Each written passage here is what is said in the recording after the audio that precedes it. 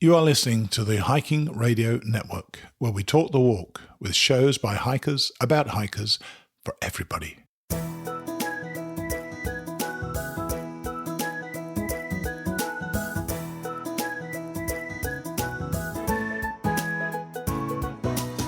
Mighty Blue on the Appalachian Trail, the ultimate midlife crisis. Join Steve and his guests every week as he staggers from Georgia to Maine.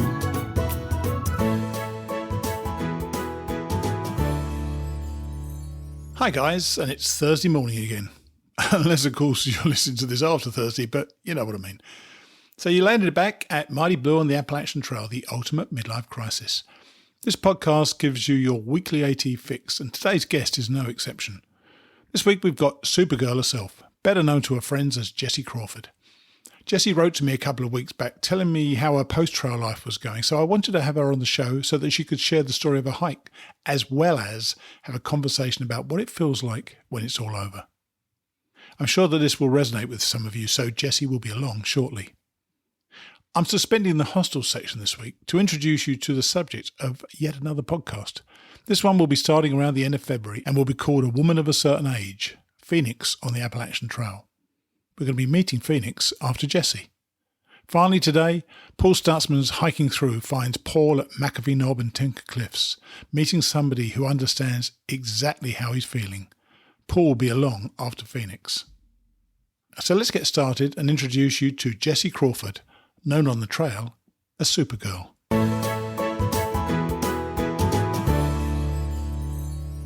I'd like to introduce you to somebody who wrote to me about a specific topic, and while we are going to come to that later, she's got her own story, as everybody else does, about her hike on the AT, I think it was last year, so I invited her onto the show. Her name is Jessie Crawford, or Supergirl. Hi Jessie, how are you? I'm good, how are you?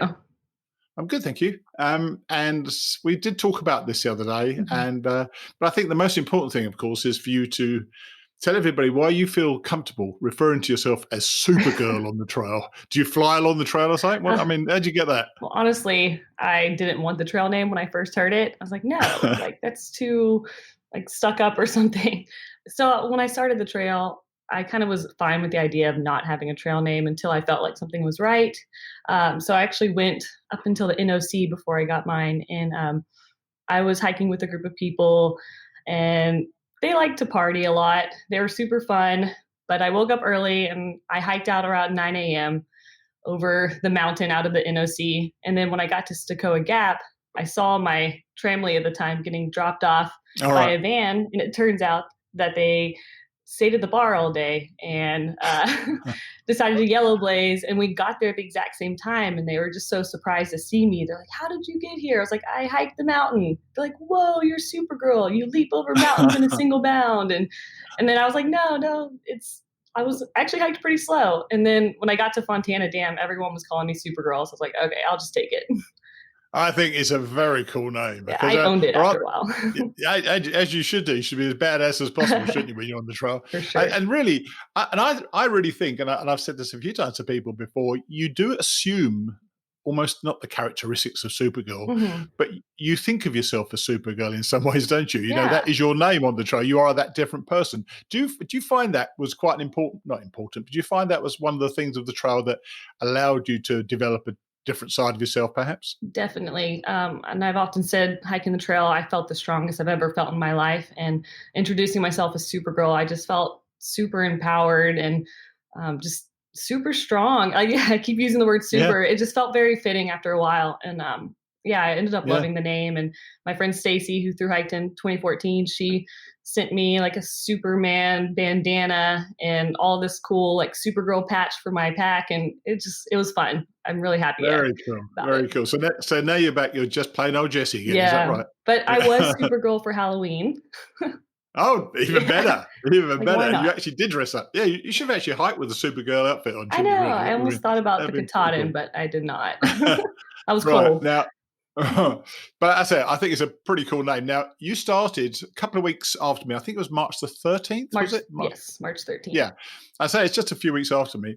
I mean, the other question is, how on earth didn't you pass me? Because you're a young Well- woman. Were you just taking your time, or were you just generally a slow hiker? And I I'm pretty slow hiker in the beginning, and I've done the first 60 miles of the trail back in 2009, I believe, when I was in college. That's when I kind of first started getting into backpacking, and so I kind of knew how the terrain was going to be, and I knew if I wanted to do it for the long run, I needed to take it slow. So Oh. I only did like 8 to 10 miles for the first 2 weeks, even though I was with people I met that wanted to hike further. I was totally fine just holding back and making sure I did my own pace, and I actually didn't get one blister the entire trail and no injuries. And I really Same do, as me. Same yeah. as me. I think taking it slow in the beginning, and Stacy, I had her to consult with, and she said, yeah, take it slow. She screwed up her knee on Blood Mountain, so I just had a lot of, opinions from people, and yeah, just took it slow. And I think is the best advice you can give anybody. If there's one piece, just do not go out too fast. You think you can probably do more than 8 miles. You think that's yeah, nothing, but you start doing 10s and 12s yeah, you'll straight get there. away. For most people, it's going to be tough. And you're right, you get those miles later on. In fact, you told me you did do a 25-mile day at one stage as well, didn't you? Yeah, in the 100-mile wilderness. It was just shy of a Yeah. marathon, but I'm like, I don't need to do a marathon. I just want to get there before dark. Well, that also makes you want to do it as well. Yeah. So how did you get to the trail in the first place? How did the hiking bug take hold of you? You've done this all your life, or was this something that as an adult you started doing? Yeah, so in college, we had a really good outdoor center at Texas State University, and they just had a bunch of backpacking trips that people could just sign up for a pretty cheap price. So my first backpacking trip was to Hawaii, and I did a section of the Hawaii National Park and also Waipio Valley, and it was insane. I forded rivers, hiked all day in rain, up mountains. I actually cried a lot. But at the end of it, when we finally got to the hostel and got a shower, I just felt so accomplished. I even bought a postcard and put it on my fridge. So every time I looked at it, I just remember just how strong I felt and how rewarded. So that was a pretty intense beginning. So you got that feeling back when you first did it in Hawaii as well, that feeling of that strength and empowerment. Yeah, and it's kind of like that type 2 fun where, in the moment you're not having the best of time, because you are hiking in rain and you're cold, but when you look back, it's you look back at it fondly and smile when you talk about it. So yeah, you actually had to explain the meaning of type 2 fun I hope to me I'm the other explaining day. it right, but that's how I feel.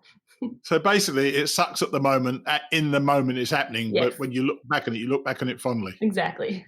And did you feel the same way on the AT as well? Was it all type 2 fun for 2,200 miles? No, there was a lot of, because I think because I am a pretty slow hiker, I never really felt like I was not having fun or in pain a lot.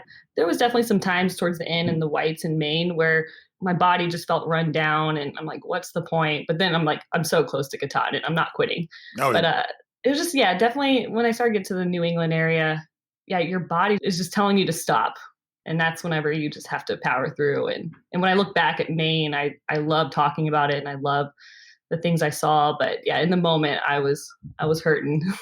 Yeah, I'm trying to think back now whether I was actually hurting in Maine. I think I got fitter and stronger as the time went on. I mean, and you automatically will, but it is definitely a war of attrition as you're going along. Yeah, and I don't think I was eating enough calories. I kind of had that end of the trail mindset where I'm like, okay, let me just keep doing what I'm doing, and I'll get there with what I've been eating. But I didn't really take into consideration like all the elevation gain that you get when you start entering into Vermont, New Hampshire. I lost weight pretty quickly, and I was actually sick. I got sick in North Carolina, so I did drop a couple pounds pretty quickly, and I never really gained that back. And then I lost even more when I got to New England. So I think I just felt weak, and just eating was hard because I tried to go to town as much as I could to just eat huge meals. And Yes. it was You eat as much as possible and spend far more than you want to when you get into town, don't you? completely different mindset now. Yeah. Yeah. So now you then went on the Appalachian Trail for 60 miles, you say. When did you do that? So I did the Hawaii trip, and then I realized, okay, I like this backpacking thing. So I signed up for the next summer to do, I think it was Springer to Unicoi Gap. It could be shot like 50 something miles. All right. And even at that time, I knew the trail went to Maine, but the idea of a through hike, I was like, there's no way I could do that. But I'll do the first 60 miles. I love the Appalachian Mountains. So just that whole time I was doing it, I still never thought I would want to do a through hike. I was like, okay, I'm good with a week. Oh, really? Yeah. Really? Even when you finished? Well, you mean the first trip in Yeah, Georgia? even when you finished. Yeah, sorry. Yeah, when you finished that first trip, the Yeah. 60 miles, you got off. You thought, well, that's it. I'm done with the Appalachian Yeah, Trail. I it's like won't be doing that. I'm ready for the next trip. Like I even did the next summer I did a section of the John Muir Trail. Like I kind of just loved going all over and just seeing different places. I did some Sure. trips throughout Texas, like Enchanted Rock, and yeah, we have a couple places in Texas to go. And yeah, and I didn't really get the inspiration to hike until I met Stacy. Stylez is her trail name. And I found out she through hike, and I was just blown away. And she was actually blown away that I knew what the AT was, and that I actually hiked it like 10 years before that. So we Yeah. bonded on that. And then just hearing Well, her. yeah, as you know, but I want to say, as you know, I know Styles anyway, Yeah. and so you reached out to me, and you were chatting with her. So was she the person that kind of pushed you forward into, not pushed you, but just gave you the idea that you really thought you might like to do the whole trip? Yeah, so she was never the one to like persuade you to do something. She'll talk about it, but she's not going to tell you, hey, quit your job and do this. But she spoke about the stories, and it just sounded really like an amazing experience. And then we went to Oregon together, and I was at that famous bookstore downtown, and I saw a signed copy of Becoming Odessa from Jennifer Farr Davis. All right. And I read that book in like 2 days, and kind of when I put it down, I was like, I'm going to hike the AT. It was just this decision. I actually decided on the flight home. I remember looking out the window. I was like, I'm going to hike the AT in 2019. And it was just from that moment, I just started saving money and buying the gear. And just, when you get that spark, it just never dies until you do it. Well, so what was it about Jennifer's book that did it for you? Was it because it was a woman doing it, or was just? I mean, did it make it a real thing, or why would somebody else's experience necessarily make you want to do it then? I think she wrote very introspectively, and she did it as a single woman by herself, and that's kind of how I wanted to do it also. I really loved just how she was so honest with all the feelings she was feeling throughout the trail, and the experiences. She just wrote really well about what was going on in her life, and I felt like I was kind of paralleled in that sense. And really, what was going on in your life at the time then? Work. I wasn't really inspired by my job, and I was craving an adventure. I've done a few like kind of cool like adventure trips, but I was starting to get the travel bug again. And I think just, the way she explained how she got inspired to hike the AT, like you can't even explain it. It's just this feeling you get. It's just calling. And when she was talking about that, like that's exactly how I feel. Right. So you quit your job, I presume, did you? Yes, I quit my job in February before the trail. Yes. So, and I love this, by the way, my generation would never do that. Just so you know, when I was younger, we not so much we had to get married, but we had to carve out a life that was kind of more traditional, I guess, where you get married young, have kids young, build a career for 40 years, and then die. Yeah. So it sounds like a real fun path. So your generation seems to think, I don't care about the future right now. I'm going to make my own life and write my own story, which is great. Mm-hmm. So what were you thinking about what you were going to do when you got back? Oh gosh, I try not to think about it at all. Excellent. When people are asking me like, what are you going to do when you get back? I'm like, that's not important right now. Like that, when it's time to think about those things, you'll figure it out. And and so back to the Jennifer, she started the trail as a single woman, and I was wanting to do that too. But actually, a year and a half before that, I went on a date with my now boyfriend, and on our first date, I told him, just so you know, I'm hiking the Appalachian Trail next year, and he's like, oh, that's awesome. And and it just, as the date crept closer, reality started setting in, and it was kind of challenging to just know like, oh, this wasn't part of the plan. I was supposed to do this single and alone, and now I have someone at home, and so that was another challenge I wasn't really prepared for, and it was a little scary. How did you take that on there? Did you? I mean, he knew all the time from day one, but of course, when you meet somebody on the first date, you don't think you're going to spend your life with them, do you? I did give him a heads up. Well, yeah, fair dues. Did he ever say to you, right, now we're together, you're not going now? Or was there ever any consideration of not going? There was one time where he like wanted me to just make sure it was something I really wanted to do. And I told him it was very important to me. And Sure. he understood. He never once said he didn't want me to do it, but Cool. obviously he was bummed out that I'd be gone for so long, but we did manage to talk every day. Like if I knew we were going to be camping in a gap, I would make sure to like call when I was on the mountain before, just to say All right. like, hey, and he got my pings from my GPS device. So That's it good. is possible to maintain a relationship out there. Just you got to have understanding on both sides. Yeah, and you've actually come back. Have you started your own business? You're working from home now? Yeah, so I do graphic design and I'm Right. starting freelancing. So I actually do have a few clients now. It's a little overwhelming just getting Yeah. back into the work life so quickly. And I also started a part-time job at REI. All right. So I'm doing retail. It's just a lot compared to the Yeah, trail I'm sure. life. I'm sure. Now, you mentioned one of my friends from the class of 2014, Stacey or Mhm. Stylez. Now, she actually wasn't going to go by herself, but she ended up. Yeah. I mean, I think her friend quit on the approach trail, I believe. So Stacey got to the top of Springer minus a hiking partner. So did you ask what it was like to be a single woman on the trail? I mean, how much did Stacey help you out in terms of your preparations? Well, she's super independent and strong. And, I was like, she said, you're just going to meet so many people and like, don't be afraid. Like everyone you meet will be a friend. You have the trail in common. And I found that like from day one until the very end, I was meeting new people and you just click with everyone. So I strongly recommend anyone that's thinking about it to just try to do it alone if you can, just because you're open to so many more possibilities and opportunities of meeting new people. And that's kind of the advice she gave me. And it was definitely true. Yeah. Did she help you with gear as well? Or did you have your gear already sort of nailed in? She definitely helped me. And so every time she recommended something, I'm like, okay, well, I trust her opinion. So most of it I got is because she recommended it and it ended up working out. I did switch my backpack like a month before. That's kind of last minute for me. But I think my backpack was the only thing I switched. I had an Osprey, but I switched to a Hyperlight and I was really happy with that. I had no issues. To be honest with you, people can check out the gear, obviously, in shakedown hikes, but I really think it's only once you start living with your gear for a week, Mhm. 2 or 3 weeks, that it really it either works out for you, or it doesn't work out. Exactly. The one thing I did have to get is another liner and an extra pair of gloves because I was so cold in Georgia. Yeah, so I think I just added to my gear instead of switching. Yeah, because you started, as I say, mid-March, and it was pretty darn cold to start with, wasn't it? Yes. Do you get cold easily, or was that something you were prepared for? I get very cold. Like you can ask my hiking friends, if a breeze would hit me on an 80-degree day, I would get goosebumps all over my body. And like I just don't even know how I survived the beginning. My mantra for like the first 2 months was every day I wake up is one day closer to summer. I was just craving the heat.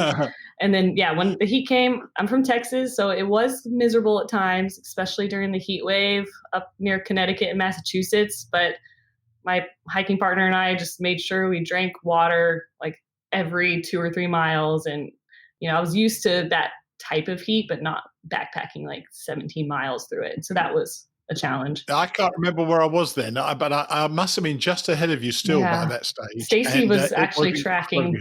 Stacey was tracking us both. She's like, "Oh, you're super close to Mighty Blue," and I was like, "He's hiking so fast, I'll probably never catch him." You powered through Pennsylvania, so.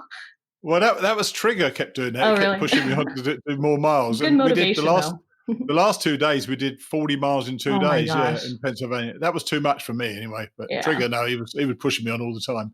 So, what were the toughest times for you on the trail? Was it homesickness or weather or injuries or something else? I never got homesick. I would say the toughest times were when I knew, like I hike at a certain pace, and just knowing that I couldn't keep up sometimes with people I was with, and just kind of learning to just accept that you have to like slow down and listen to your body. And so there was 2 times where I had to split off from my hiking group because I just didn't feel comfortable with the pace they were at. So in Virginia, I went solo and met some new people, and then reconnected with one of my old hiking partners up in New York. So he got off for an injury and I went home for a wedding, and we just so happened to meet up at the Spiritual Life Center in New York on the exact same day. And we kind of just agreed like, hey, let's go to Katahdin. And he's a pretty fast hiker. So I was like, oh, this will be good motivation. Maybe I was a little homesick at that time because I just got home from a wedding. It's like, okay, I think I want to just see what I got. I want to try to hike a little faster. So it was pretty good for a while until I got to New Hampshire. That slows you down. Yeah, so the trail started getting harder, and I just felt like I couldn't keep the pace and miles that I was doing. And it was the day before Moosalok, and this was probably my, I guess, not worst day, because I wouldn't say I had a worst day. It was just like a low.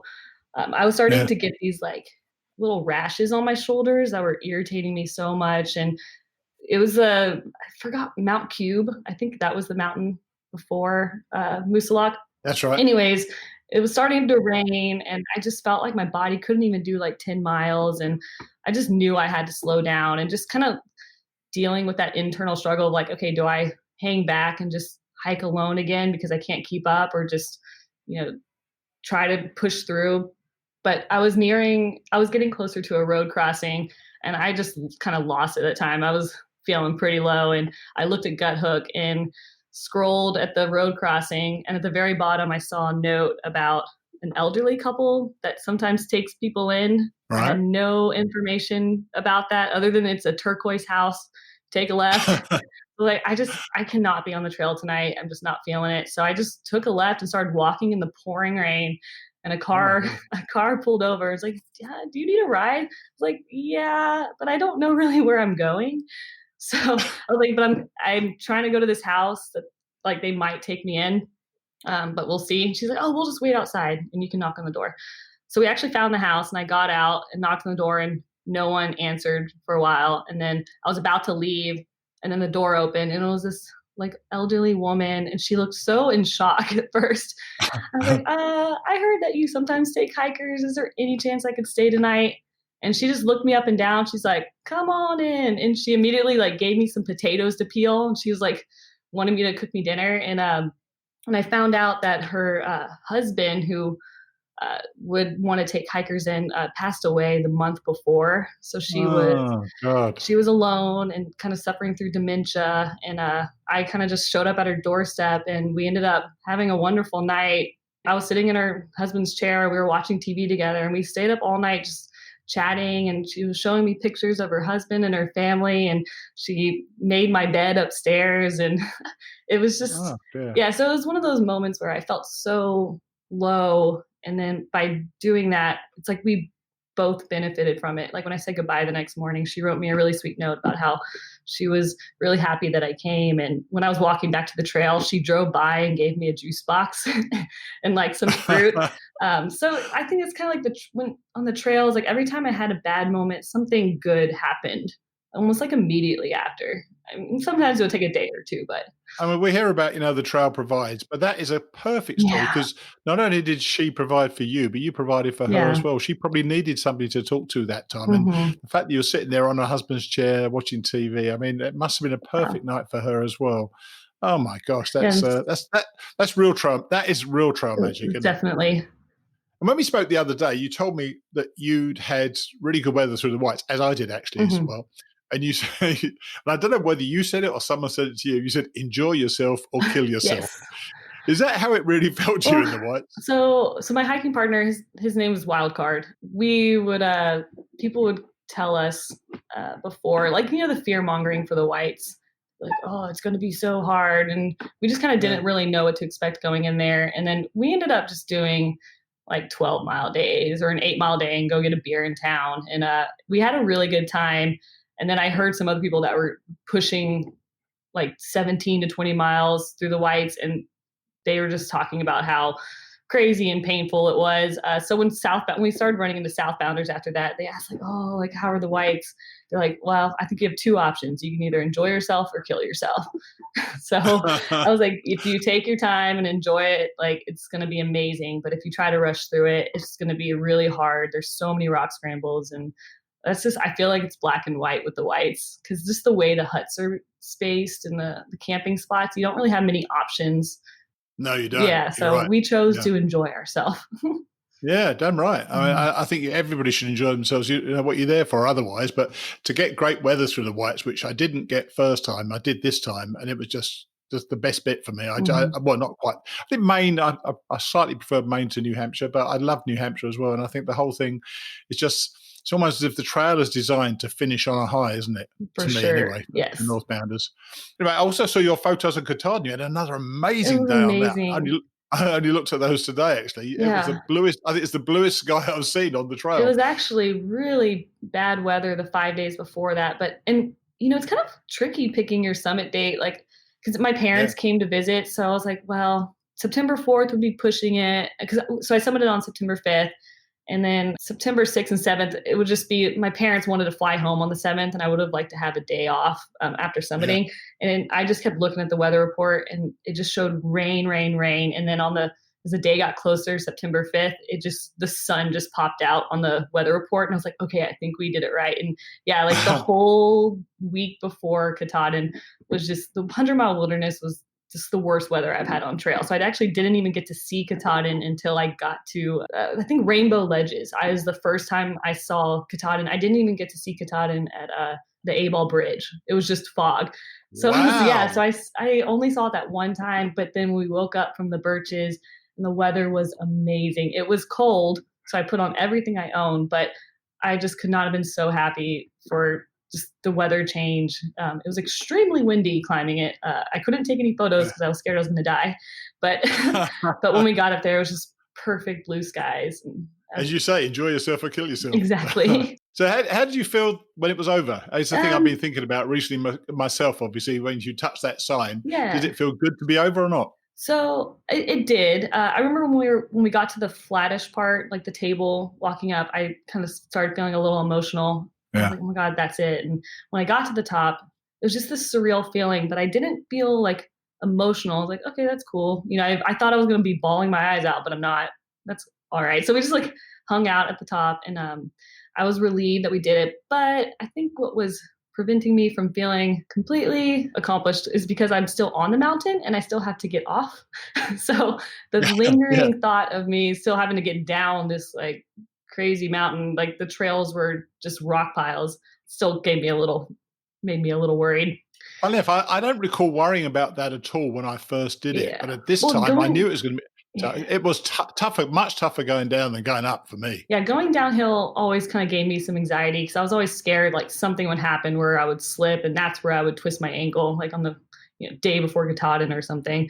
So yeah, so everything went fine going down, and I think when I finally got to the flat spot, like a mile from the parking lot, that's when it all hit me. I was like, I'm actually done, and I remember just bawling, finishing the trail, and then I almost got to the parking lot, and my parents found the AT somehow. Well, it actually wasn't the AT; it was the Chimney Pond Trail. They found it and they were on the trail waiting for me. And it was just, that's when it felt complete, when I got off Yeah. Katahdin. So, But, it wasn't over, was it? Because I now want to come to the issue that you originally wrote to me about. You wrote, "Hi, Mighty Blue. I'm best friends with Stylez, Stacey Bucklin, who hiked with you in 2014. I threw hike this year and I had a drink with her tonight." Of course you did. yes, of course. And we talked a lot about post-trail life and how weird the transition is. And she Mhm, suggested me to reach out to you. And I read your Facebook stuff that you wrote mhm. about it as well. Now that you've had a few more days to think about it, are you coming to conclusions of what's happening to you now? Or is this something that you think is something you're going to take a while to get over? So I think it will take some time. I know this is just my head, but when you do something this grand, uh, like hiking across America, basically, you kind of just feel like that was your big moment in your life. Like I did this thing that I thought I could never do, and a lot of people could never do just because of restrictions in their life. And the fact that I've done it, I'm almost like, okay, well now what? Like I don't really have the same inspiration to go out and hike the PCT just yet, and I don't really have any goals like I did with the AT. So there's just this emptiness that I feel where all the work that I'm doing with like my job just doesn't feel the same as like when I was waking up each morning and walking to Katahdin. Like it just kind of feels like I did this grand thing and now it's just like there's this empty space and I don't really know how to explain it like totally well, but it's hard to find the satisfaction in these little things that you do daily when for 6 months you were walking towards this majestic mountain that was just waiting for you and Well, helping you that's what you wake up said the each other morning. day. You said it was comforting knowing that the Yeah. mountain is waiting for you. So is that it? Is that that is the goal you've got ahead of you. And the reason I say that is because I've definitely had my own issues coming back. And the first time I did it, I couldn't drag my ass anywhere. Yeah. I was lethargic, didn't feel that I was achieving anything at all. Right. And I was really out of sorts as well. But it was only when I started writing my books about the trail that I was able to shake off, I suppose, what was becoming depression. It's difficult to know. So I've not been a person who suffered from depression. But this time I feel just the same. Worryingly, it's led me to drink a little more than I should be. Not a huge amount more, but just a little more. But I still think about the trail every single day. And I have been down again. So I feel that I'm not, tell you what I feel. I feel I'm just not achieving things. I'm getting the podcast out still, which I suppose is an achievement in itself. But, what can you do about it? I think what you said the other day I've been thinking about that, about comforting the mountains waiting for you. Maybe that you have to, as a post-trail hiker, and I'm just thinking off the top of my head here, so please, I apologize because this is how I'm thinking about it. I think I need another mountain, not necessarily an actual mountain. I need another goal to aim at. Is that starting to form in your mind as well? Definitely. And I think that's kind of what I'm exploring too. Just, okay, what are some goals that I can start forming, even if they're small ones? Like I was thinking about maybe I should just start journaling these things down, so I'm not just waking up and just kind of, what am I doing today? Like, what's the point? So I would do that. I would do that if I were you, partly because I felt it was good to keep a record because it's such a long hike. You will find you forget a heck of a lot about the trail. I know you're not old like me, and of course old people forget everything, but I think you do forget the detail. And I know that we're going again this year. I was made aware of things. Memories came back to me from the last time. Yeah. But frankly, a lot of the trail, I'd go around the corner thinking, I've never been here before. I obviously had been as well. So are you starting to put into place something that allows you to cope with this better?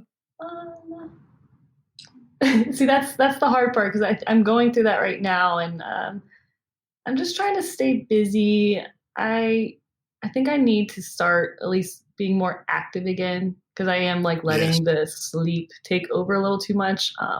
Right. I still do a lot of yoga. I've done yoga for 12 years, and I kind of got back into it when I finished the trail, but then something happened a few weeks ago where I just lost all motivation to do my practice. Work was really stressful. So I think I just need to start at least just moving my body again, because I think that's definitely important, just for your well-being. And so I want to start there, and then working on my career or something, because I need money to pay back everything from the trail. So that's really important. That old chestnut. That old chestnut. You need money. Yeah, of course. Yeah. So, Not about that. We all need daily that. life is hitting again. So there's definitely priorities that I need to have. But don't you find it? Did you talk to people on the trail about this, or did it not only hit you once you got home? Or were you aware that it might hit you?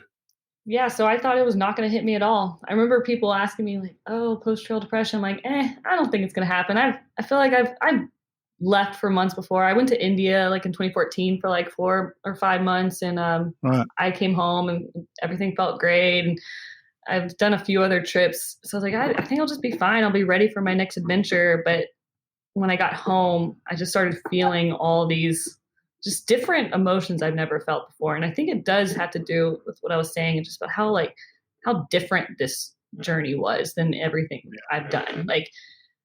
When you're just traveling, you get to wake up in a hotel and go exploring the city, or, I'll wake up and do my yoga practice when I was in India. But this was, you're exercising for 12 hours a day, walking towards this mountain that's months away, thousands of miles. It's just, I had no idea what I was in for. So it hit me like a bus. A lot of people think this isn't a real thing, but it really is a real thing. And I'm not so much, I'm glad you got it, but I'm glad I'm not the only one who's got it, is what I really mean.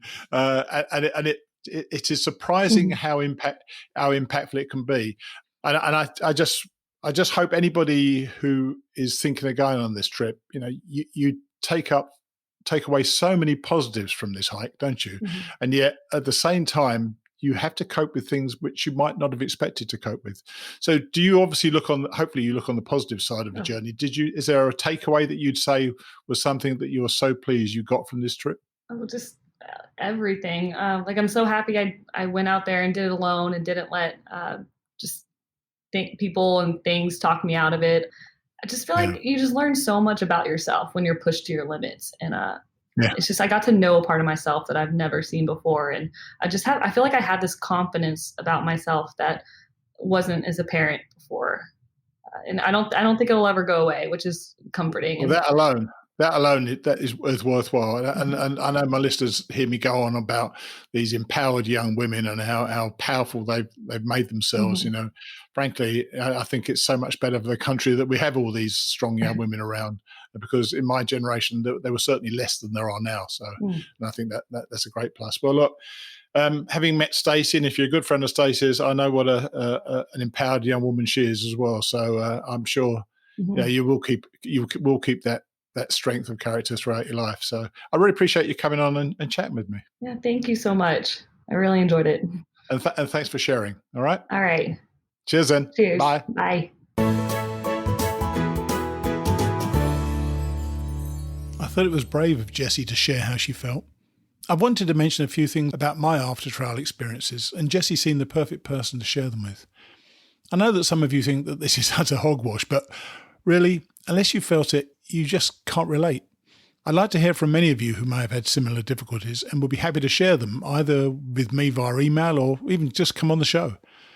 Send me an email at steve@hikingradionetwork.com and we can have a chat. Do you recall a couple of weeks ago, or actually it's more than that, about months ago I think, a couple of months ago, when I asked for a new partner for another podcast for the Hiking Radio Network? Well, I had a half a dozen responses from women in their 50s and 60s who will be going on the AT next year. And I eventually found the partner I was looking for. I hope that you're going to agree, and I'd like you to meet her now. Here is Phoenix. Well, it's time for you now to meet the subject, if that's the word, of another new Hiking Radio Network show that we're going to be starting in 2020. You may remember that I asked for a woman of a certain age who's going to be hiking the AT next year, and several people wrote to me. In the end, I picked this young lady, Kate Stillwell. Hi, Kate. How are you? I am well. Thank you so much, Steve. We're good. Well, and it's taken us about an hour to get the audio sorted out, so this is great that we're actually talking. Before we go any further, let's establish for the listeners that you are indeed a woman of a certain age. I was asking for women over 50. Are you over 50? I am. That's good enough. That's all we need to say. So there's more to that story, obviously. So now, I'm so glad you wrote to me. This isn't your first go at the Appalachian Trail, is it? Tell us about when you went first time and what happened. Well, there's actually a first and a second. So this is going to be my third. Right. Which is the charm, of course. Oh, well, yeah, of course. We should hope so. So the first time I started Sobo from Katahdin to Springer with my daughter, Tinkerbell. And she had just graduated college. So we were forced in a sense because of that factor to start in Katahdin. And so we did Katahdin and the 100-mile wilderness together. Sure. And it was an amazing experience. And I had to come off because of blisters that had really gone too far deep into the feet. So the medics basically said I had to go home, heal. So I did. And then I went back to Vermont to meet up with my daughter. And I was going to hike for about 10 days before she was going to sort of catch me on trail, sort of like a relay catcher. And unfortunately, going down a rock scramble in Vermont, it had been raining for weeks and weeks. And the pebbles and the moss and all that had sort of gathered, and what looked like sure footing wasn't. And I went down so gracefully and broke my right arm. Oh my gosh. So off everything flew, and had to go and sort of triage myself on trail with sticks and KT tape. Oh, wow. Impressive. Yep. Yeah. And I had what they call the silver spoon break. Your arm wrist looks like a silver spoon, literally. Oh. It was Not gruesome. a good image. I looked at it and I squeezed it and it went Have you got any pictures? I do. If you do, keep them to yourself. Oh, well, yeah. That was phase one of that experience. But I did run into a hiker, Bry, who helped me hike out, and he happened to be parked a half mile away. So off I went to the Vermont hospital, and Trail provides every time.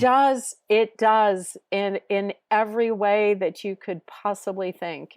In fact, in the first go round in the 100-mile wilderness, I was assisted by a guy called Goat Eye, the most amazing man you could ever meet. He hiked in a kilt. And he was a total character. He had been a medic. Not unique, by the way. I had one myself this year, a rain kilt. So, well, his was a kilt, and and when he had looked at my feet, he helped me hike out. So he reversed his Nobo course to Sobo me out of 100 nice. Yeah, nice he was just amazing, and there are so many little stories and vignettes with him.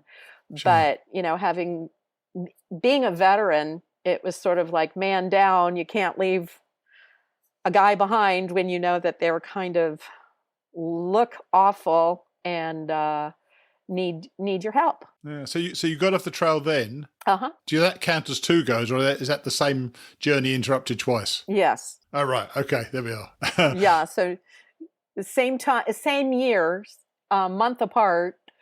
But yeah, journey 1, journey 2 had to come all the way home and blah, blah. But why do you think that you're going in 2020, as we know? So why do you think 2020 is going to be different? Are there things you would change about what you did, or are you just putting those down to just bad luck? I am a firm believer that the universe has its own time frame for events in people's lives. And I think for my daughter, 2017 was her year to do the trail. And I folded myself into her schedule. And it was absolutely the wrong time for me to attempt a through hike, even though... That is interesting, because when you originally wrote to me, you said that you had to take care of those critical life choices the universe thought more pressing than my through hike aspirations with Tink, and hope that it's now my time to hike. Right. I mean, I don't understand that as a concept, but I love the fact that you think that way. Are things aligned in your life to allow you to do this now then? Indeed. I would not have found my new landing place, if you will, if I had not broken my arm. In fact, those decisions that I had to make were long in coming and long overdue. But, when you have personal things going on and your children choose to ask you for their support, sometimes you say yes, even though you probably should have said no. And I needed to take care of certain changes that were imminent in my life, and I was putting them off again. And this forced me into giving me time that was all of a sudden free time that I hadn't had because I was supposed to be walking somewhere, long walk in the woods. And so with a broken arm, I wound up looking for real estate and finding a new place to live with our eldest son and moving and changing my life completely. So, and if I had stayed on trail, it would never have happened because the property would have been gone. Sure. Are you preparing differently this time for the hike itself? Now you've got the experience you've had, you've got that under your belt. Are you doing things differently to how you prepared before? Yes. Cardio is critical. And I do think that, as you're on the trail, your conditioning improves, but it's vital that your conditioning is in place largely beforehand. And while I feel to a degree that I did do that the first time around, my cardio was inadequate.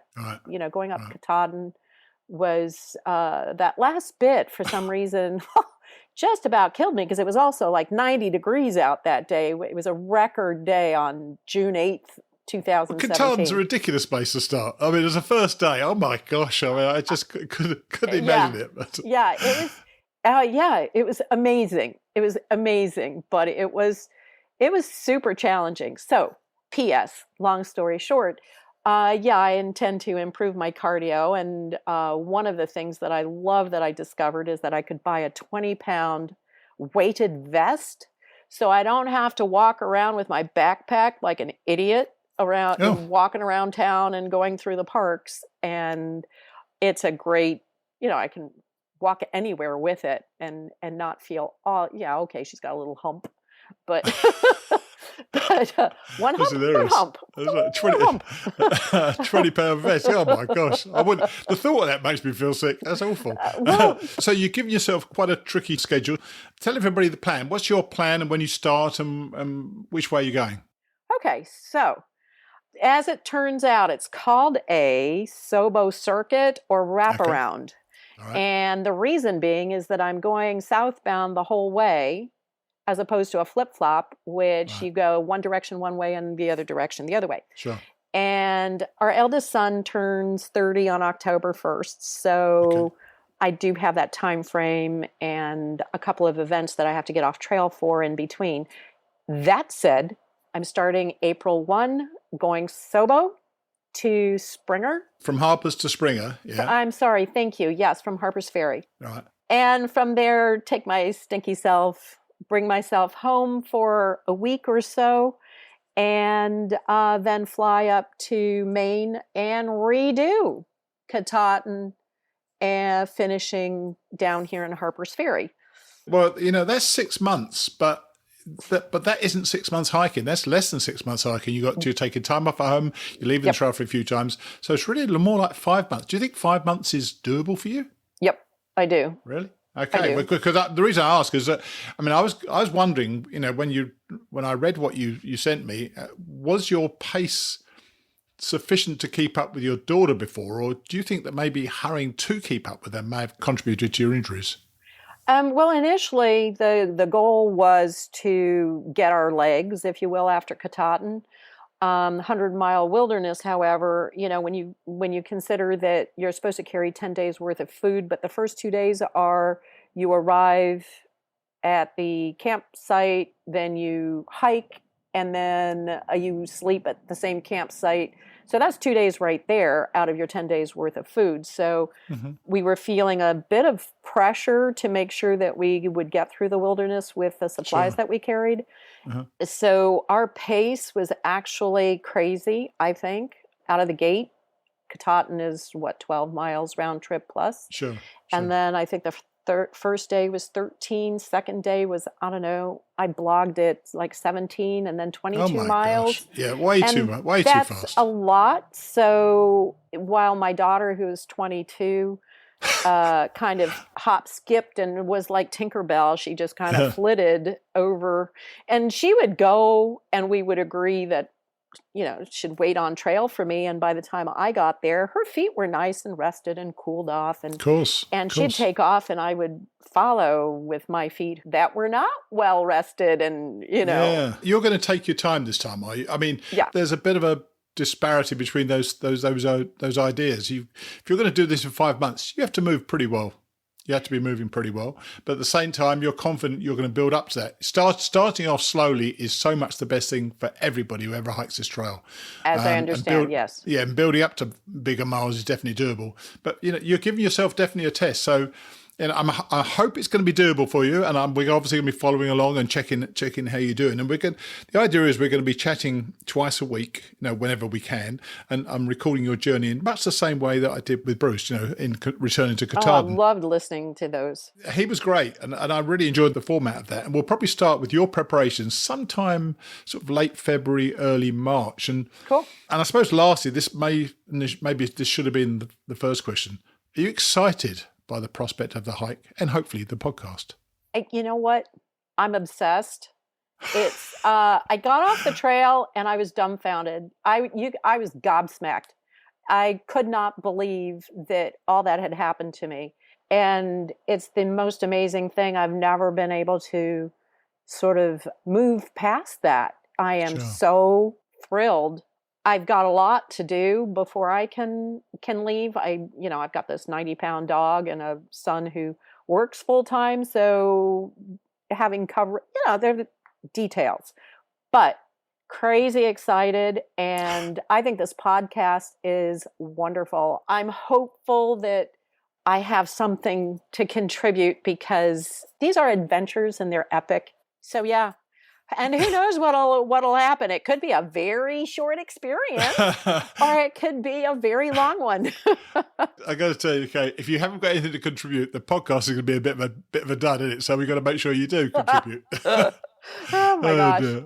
All right, well, look, we're going to catch up with you again when we start the show itself. But in the interim, great talking to you. And obviously you and I are going to speak, obviously, off mic very many times before we start. And all I can say is hopefully everybody wishes you well, because I certainly do. And I'll catch up with you soon. All right? Well, that's wonderful. Thank you so much. Okay. Cheers then. Bye. Cheers. Bye. It's funny how the thought of a podcast really gets certain people excited. Julie Gayhart, who's just a section hiker, starts this coming Sunday, the 1st of December. Watch out for that. Has been doing gangbusters with her interviews. She's piling them up and keeping me incredibly busy. Once I told Kate that I like to work with her for this Woman of a Certain Age podcast, she started bombarding me with ideas via text. I love that enthusiasm, and I really believe in her. I think that we're going to have another excellent show on our hands. Finally today, Paul Stutzman, in his book, Hiking Through, learns the truth of an old cliche as he makes his way through the Virginia Triple Crown of Dragon's Tooth, McAvee Knob, and the glorious Tinker Cliffs. I'll see you next week.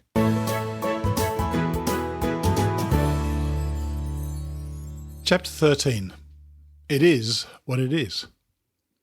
When morning light finally signalled the end of the night's torment, I stuffed my wet and lumpy sleeping bag into its sack and unzipped my tent to check on the little Debbies. The delicacy had not been touched. I knew that the package contained over 200 calories, fuel I could not ignore. The cakes were my own breakfast. Not wishing a repeat of yesterday's misery, I donned my Gore-Tex rain suit, then quickly dismantled my tent. This day was also rainy, windy and cold, but never matched the terrible conditions of the previous day. We hiked 18.5 miles and called it a day when we reached Laurel Creek Shelter. This shelter did have a roof and faced away from the wind. We dropped our packs with relief. At least there was a possibility of a good night's sleep here. I pulled my sleeping bag from its stuff sack and it dropped to the floor with a thud. Still damp from the previous night, the bag carried the stench of wet feathers. I could not sleep wrapped in the foul smell, so at the least I would need to dry the area where I would lay my head. Brilliance struck again. I crawled inside the sleeping bag with my cook stove. Tenting the bag over my head, I lit the stove and began the drying process. The smell was horrible, but the tactic actually worked. The dampness warmed and evaporated. Just when I was congratulating myself on my ingenuity, a new aroma permeated my little cocoon: burning feathers. I had burned a hole in the bag and feathers were escaping, landing on the stove and bursting into a display of fireworks. Alarmed, I threw back the sleeping bag, and a cloud of feathers puffed into the air around me, drifting gently to the floor. Duct tape patched the burned hole, but at least I had a dry place to lay my head that night. Granted, I also had a splitting headache from the fumes I'd inhaled, but I willingly paid that price for a good night's sleep.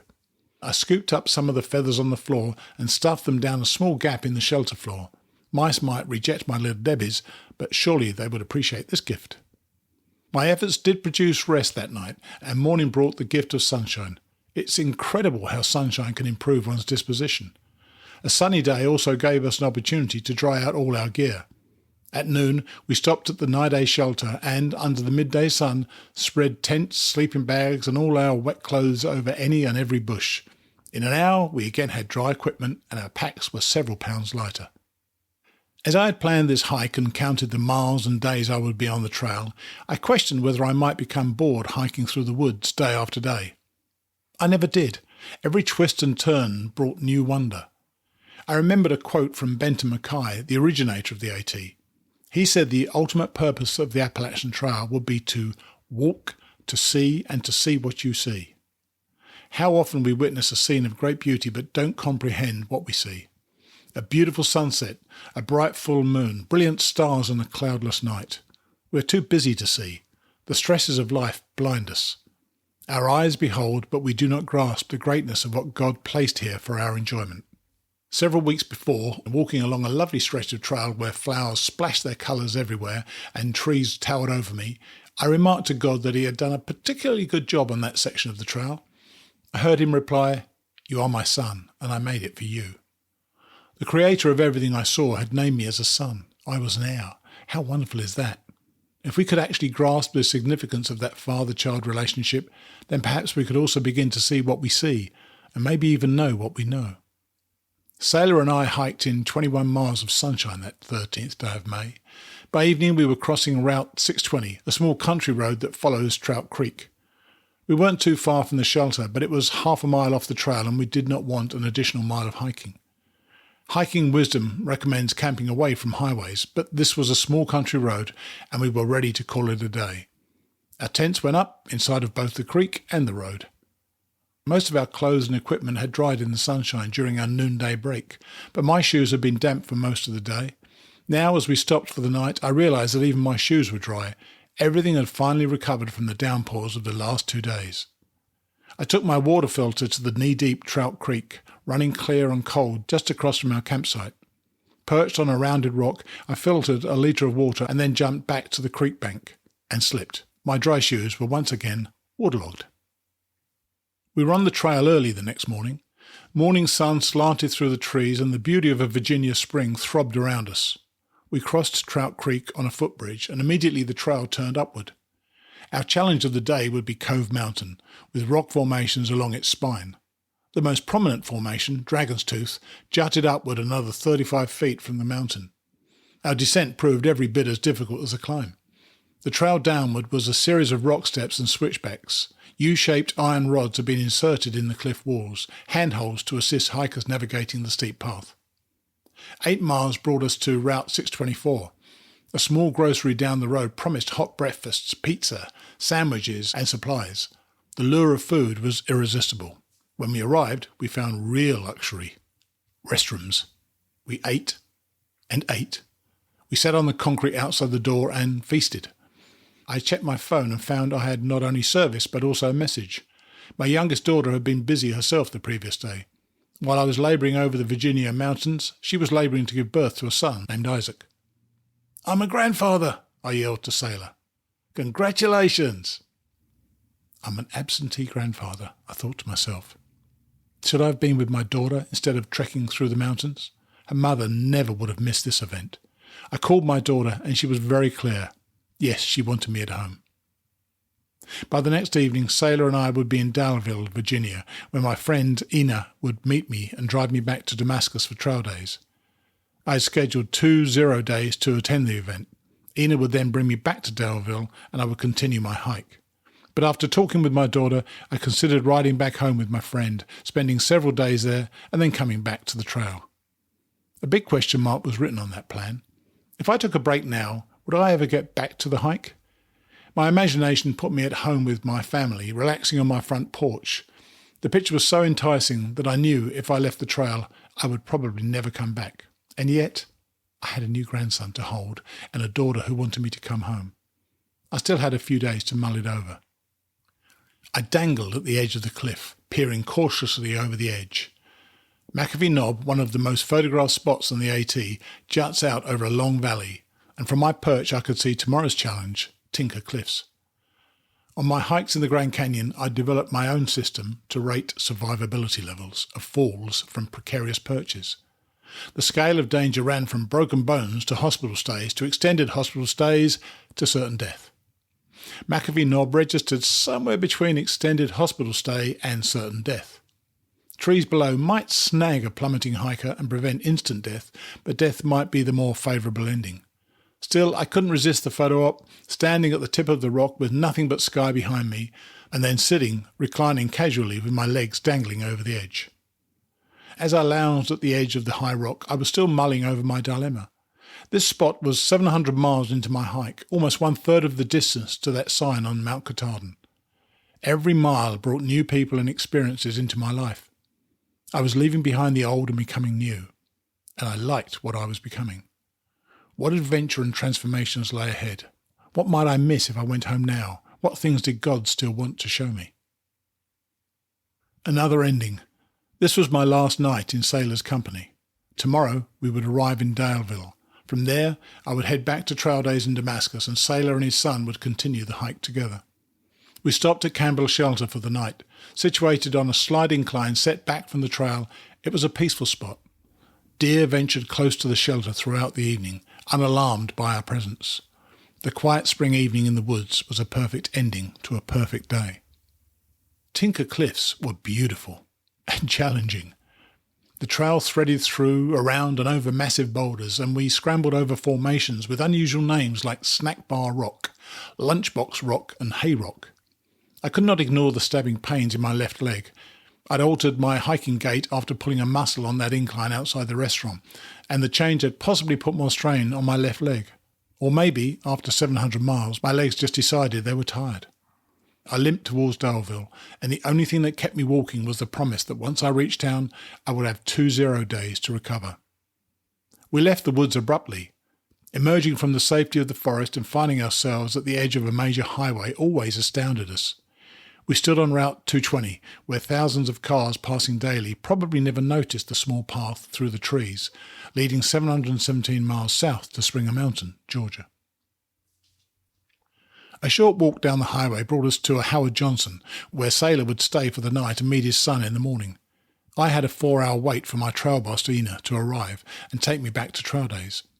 Hikers on many roads in all directions were finding their way to the reunion. During the time I waited, several cars pulled into the parking lot and occupants rolled down windows and asked if anyone needed a ride to trail days. Ina arrived at 6 o'clock. Seeing me for the first time since Springer Mountain, she burst into tears. Turns out, though, these were not tears of joy at seeing me again, rather she was shocked by the pathetic figure I presented. I could barely walk, had lost almost 40 pounds and was undernourished and undergroomed. For the next 2 days, Ina pumped me full of anti-inflammatory drugs and huge quantities of high-calorie foods. In retrospect, my trail boss probably saved my life.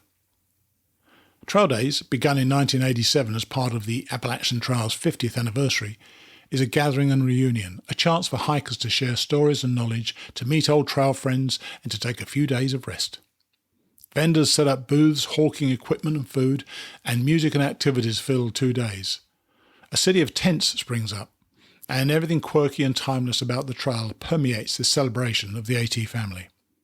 In my pre-hike life, my judgmental spirit would have stifled any enjoyment of this event. I would have looked askance at this odd assortment of humanity. Now I was a part of it. I had lived on the trail for almost 2 months, and I knew the character of many of these hikers. In Damascus, I looked at the crowds and knew that these were some of the most genuine and honest folks I would ever meet. Time and again, I had witnessed hikers, young and old, come to the aid of another. It seems like the less a person has, the more willing he is to give it away. 2 days passed quickly, and I was still in considerable pain. My leg ached, and my decision to continue my hike also left an ache.